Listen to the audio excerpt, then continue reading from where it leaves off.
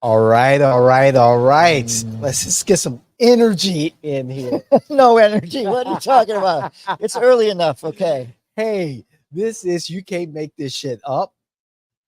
That's Joel Hawksley. I'm David Washington. We're your hosts. We are at the Oxford Sports Pub and Secret Society here in the great town of Altamont Springs. And you know something? I'm just going to read right off the notes here. Byron Donalds, a Republican congressman from Florida, is being considered as a potential successor to Ron DeSantis as governor of the great free state of Florida. Donalds is a member of the House Freedom Caucus, a group of ultra conservative Republicans, and he is known for his outspoken views on issues such as immigration, guns, and taxes. Donalds was born in the Bahamas. I didn't know that. And came to the United States as a child. He served in the Air Force and then worked as a financial advisor before being elected to Congress in 2020. He is the only black member of the Freedom Caucus, the only black member of the Freedom Caucus in Congress, and he is seen as a rising star in the Republican Party. Is it too early to say whether Donalds will run for governor in 2024? We don't know. However, he is certainly a potential contender, and his candidacy will be a major development in Florida politics. In addition to the information provided that I have also included some additional information in the show notes for you, our viewers and listeners, to look up more information about Donalds. The outcome of the 2024 Florida gubernatorial election will have major implications for the state and the Republican Party. DeSantis is a popular governor, and his successor will be in a strong position to win the re-election in 2028. We're here, and we're looking deeply into the political crystal ball. So let's go. And that was a hell of a description of this particular episode. Look, it is nice that it's nice to have Byron Donalds in the. I mean, my tongue's like somewhere else. So it's great to have Congressman Donalds in the Congress. Yes, he's outspoken. He's well spoken. He sticks right to the values. There's no way that there's no way you don't know where he comes from and what he stands for. Right. He's very clear. It's clear. And with the new direction that the Republican Party is going towards, he fits well. So he's in the Freedom Caucus. But Byron's great people. He's young. He's vibrant. Yes, he is. He went around the state to help other, potential candidates with their races, because he won in an area that was clearly, win the primary, you're going to win the general. Right. So he's not that guy. He's not that guy that's ready. I mean, what, sophomore in right. Congress? I think so, yes. That he's done like 3 years now. Yeah. But that's still seasoned. I mean, he's done that. But you're saying that everybody thinks because he's a black Republican, he'll appeal to a greater audience. That's why he should be there. I don't think that's what I look at them looking at with this article. Listen, he's a great guy, but he's young. His military service was fantastic. Was in the Air Force. But is he ready to run as a CEO? Is he ready to run a full-fledged company? This is what you think of when you think of the governor. Right. Now, I think he'd do a great job, but he would have to come up to speed very quickly. He'd have to have very strong people around him. And I don't think DeSantis's people stay behind. Right. If I see that. DeSantis goes, they're going with him. I see that. So that, a lot of words just to say, look, I love the guy. I mean, I don't agree with all his politics because Sure. you know I'm a Republican that's kind of in the middle, but I do like him, and I do like the fact that he stands up for his principles and he doesn't change. He's going to give you the same Consistent. answer. Right. I'll talk about my feelings first. My feelings, and then the politics. It's good to see a young black man with the poise and the intellect and the skills to present the conservative agenda. I much respect to that. Much respect to that.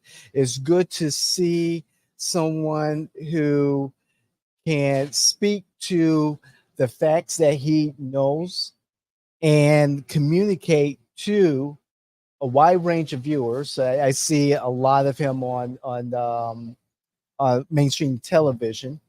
I see him on C-SPAN, and I can relate to him.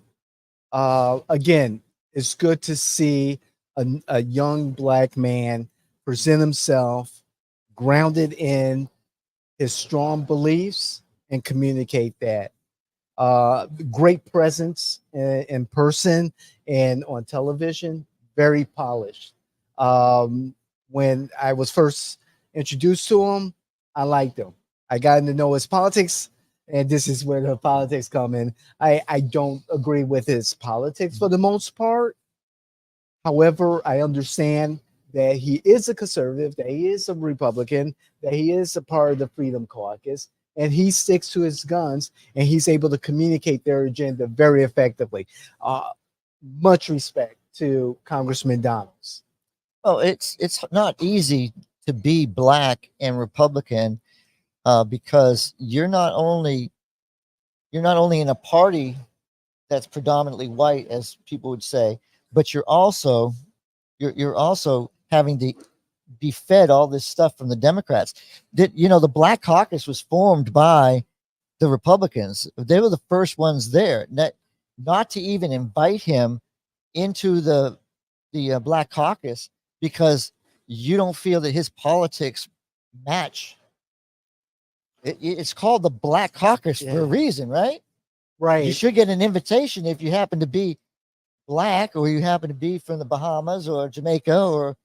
And the Black Caucus the Congressional Black Caucus missed an opportunity because I get it. Yes, the vast majority of black legislators in Congress are Democrats. I get it. Mm-hmm. However, there's a missed opportunity. Even if his views are shunned or ignored, the Democrats miss an opportunity to include him in the caucus and at least try to have a conversation, a bipartisan conversation, and discuss what we can do together. I remember Cory Booker and Tim Scott, Senators Booker and Scott, getting together and trying to come up with some kind of crime reform or I forgot what the bill was, right. But it was about criminal reform or criminal defense reform or something to that effect. It didn't work out. However, it was hopeful that a Democrat, Cory Booker, a Republican, Tim Scott, coming together and trying to come up with a solution. I applauded that effort. It's unfortunate that there was no reform, no plan, no legislation that came out of those discussions. However, I think the Democrats missed the opportunity. The Democrats didn't like the compromise, right? Mm. They didn't like the little bits of, what Tim Scott was saying, and they killed the bill. They killed something because it had conservative ideals in it, which, again, this is why it's so hard to get anything done in Washington, D.C. I don't even know if it was a good bill because I never got a chance to really absorb it because it never got out of committee. And of course, the other side of the coin there, the Democrats said that there were some things that Tim Scott wanted, Dick was not able to move from in the conversation, and so the legislation, the proposed legislation, never moved forward. So you hear one thing, I hear No, another. I'm saying that it's exactly the same thing. The way you said that is just opposite. Like Tim Scott had his stuff, right? Right. And Democrats didn't like it. You just said the same thing. I Same just thing, said but a different way. exactly. We're saying Right. the same thing. But Tim Scott had certain things that he wanted in the bill, and the Democrats couldn't see fit to entertain it. Same thing. Right. Booker has things that he has to deliver to his party. Right. So it was one of those things where it didn't work. But take Ted Kennedy, before he died, he came out with a huge education bill. You're right. I remember. And it was applauded by everybody because it was very bipartisan. Right. You don't have that anymore. Very little. So again, if you watch my show earlier, it's about relationships. These relationships need to become stronger. If you invite somebody like Byron into the Congressional Black Caucus, you're going to drown him out with your politics. But at least you have him in the room, and you can say that you're not you're not one-sided, even though you are. I mean, I think, again, like you said, missed opportunity. But I think we go back to the topic.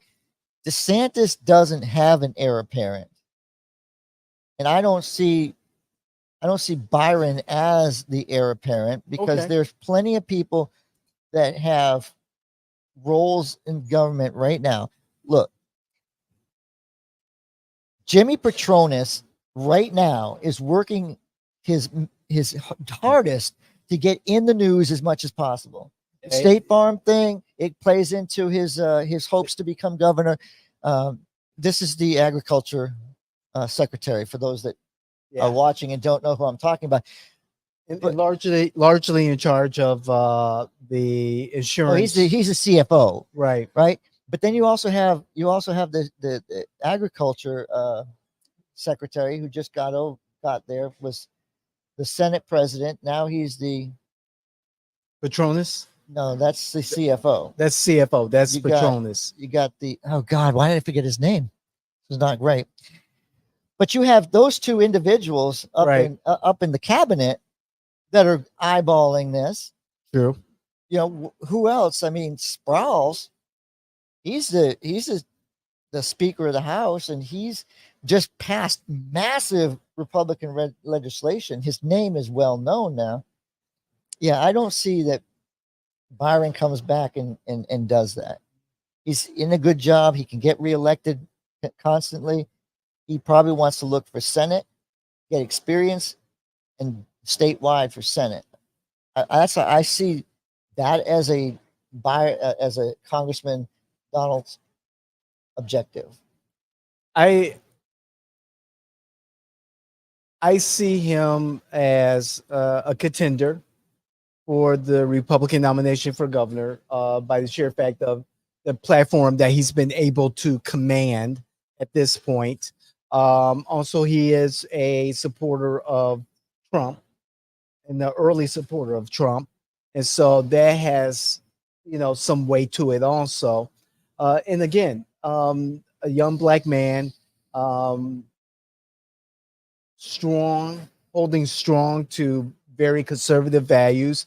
We see a larger or a growing number of black men moving to the Republican and conservative ranks.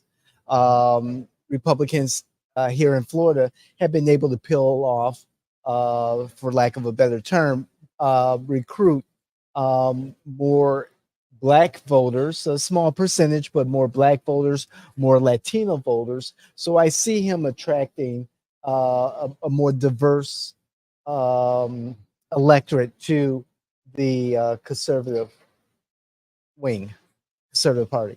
But my last word on this is going to be, Okay. real simple. Byron is young. Byron, they'll be in his ear, but I think his best way forward is exactly what I said about the Senate, right? Focus on a Senate seat. When you're ready, move to the Senate seat.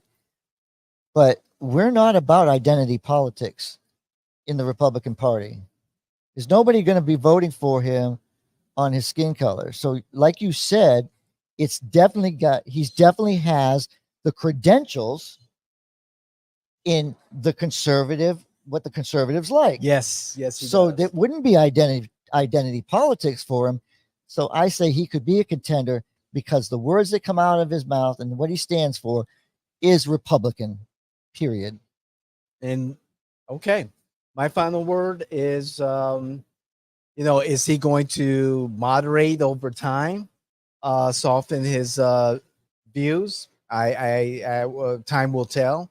Again, he's a very attractive elected and possible candidate for senator or for governor. I don't agree with his politics. I don't agree with him saying that there is no systemic racism in America. However, again, that's his perspective. Again, I know he's wrong. I will love to meet Congressman Donalds in the future and just commend him on having such a bright future ahead of him. David, I know I said my last word, but I'll send him an invite. I will. I'll send him an invite. Excellent. Good. I like that. Please like, share, become our family. Yes. Join us. Join our community. And you can't make this shit up. These people will get in your ear and get you wherever they want you to. So please comment. We love your comments. We get your comments across all of our socials, on our website also. So please comment and let us know, hey, if you agree with us, if you don't, if you like what you hear, if you don't like what you hear, we want to hear it. We're out.